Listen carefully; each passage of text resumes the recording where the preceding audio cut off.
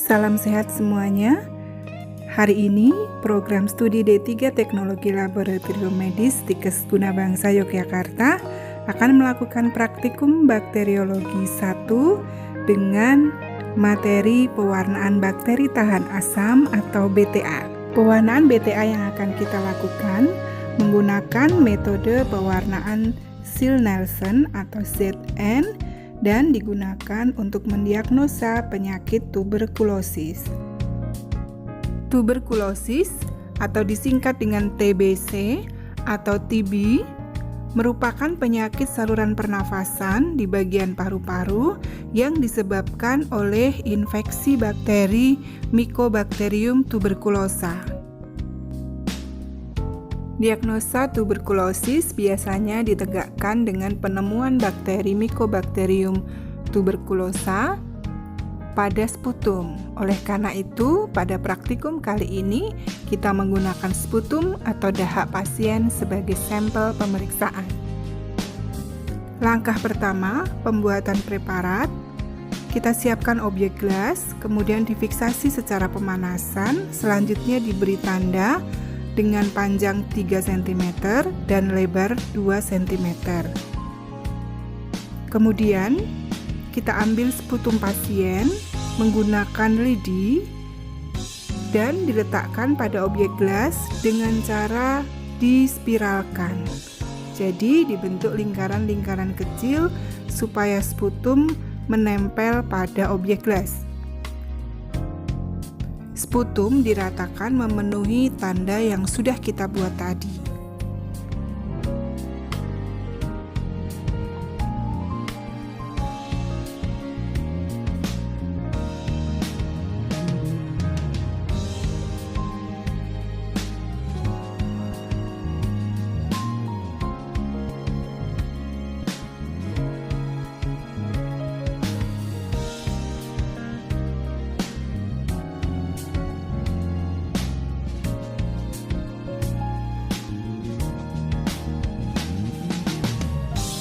Setelah merata, lidi disterilkan dengan cara ditusukkan pada pasir alkohol yang telah disiapkan.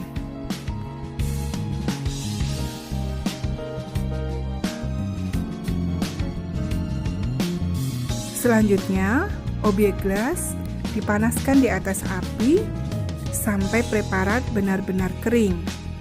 Kemudian, kita siap untuk melakukan pewarnaan Ziehl-Neelsen.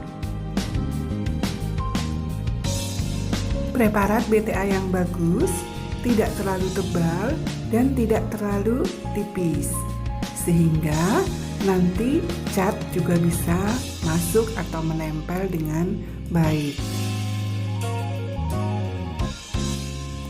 Pewarnaan Ziehl-Neelsen merupakan pewarnaan diferensial yang digunakan untuk bakteri-bakteri yang tahan terhadap asam. Pewarnaan Ziehl-Neelsen terdiri dari 3 cat, yaitu Ziehl-Neelsen A yang berisi karbofluksin, kemudian Ziehl-Neelsen B yang berisi asam alkohol, lalu Ziehl-Neelsen C yang berisi methylene blue. Letakkan preparat pada jembatan pengecatan, kemudian genangi dengan Ziehl-Neelsen A sampai penuh.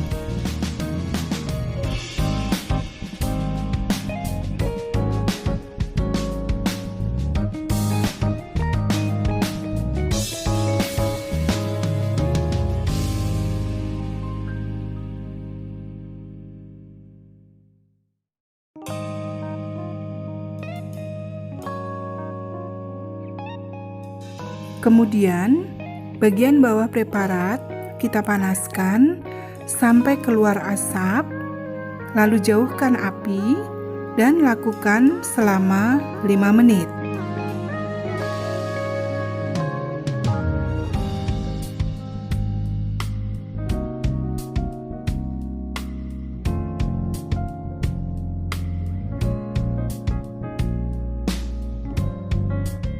Jadi ketika uap sudah keluar, kita jauhkan api. Setelah uapnya hilang, kita panaskan lagi. Demikian seterusnya pemanasan ini dilakukan selama 5 menit. Kenapa harus dilakukan pemanasan? Karena bakteri Mycobacterium tuberculosa memiliki lapisan lemak, lapisan lilin yang tebal yang melindungi tubuhnya sehingga cat tidak bisa masuk. Supaya cat ini bisa masuk, maka kita harus memanaskan sehingga nanti lapisan lilinnya ini terbuka dan cat ZNA yang berisi karbofluksin yang berwarna merah bisa masuk ke dalam tubuh bakteri tahan asam atau bakteri Mycobacterium tuberculosa tadi. Setelah 5 menit, buang cat, kemudian cuci dengan air mengalir. Selanjutnya kita genangi dengan ZNB yang berisi asam alkohol sampai preparatnya bersih ya, jadi tidak ada lagi sisa cat yang ada di preparat.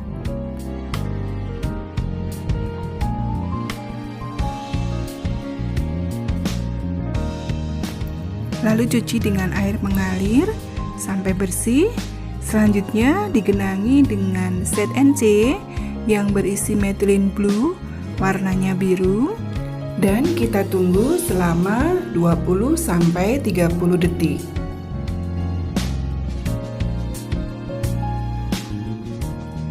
Saat preparat sudah selesai dipanaskan, kemudian ditambahkan dengan asam alkohol, maka lapisan lilinnya akan menutup kembali sehingga ketika preparat ini ditambahkan dengan ZNC atau methylene blue, maka yang menyerap methylene blue adalah bakteri tidak tahan asam.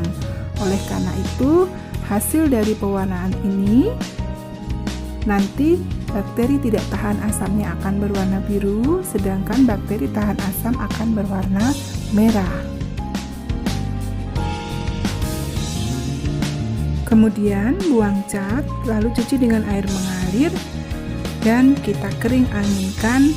Lalu kita amati di bawah mikroskop pada lensa okuler 10 kali dan objektif 100 kali sehingga perbesarannya 1000 kali.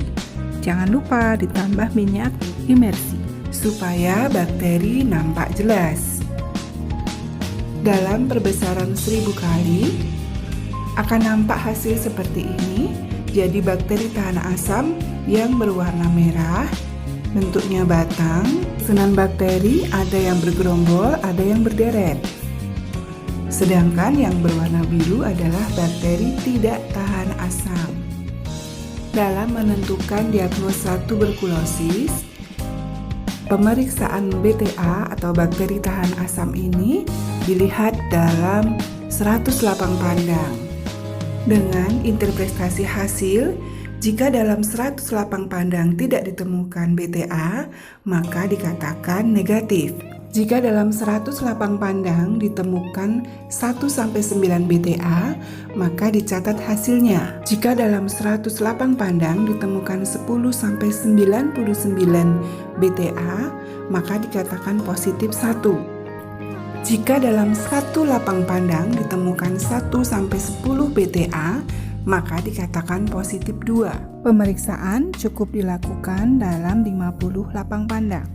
Dan jika dalam satu lapang pandang ditemukan lebih dari 10 BTA, maka dikatakan positif 3. Pemeriksaan cukup dilakukan dalam 30 lapang pandang.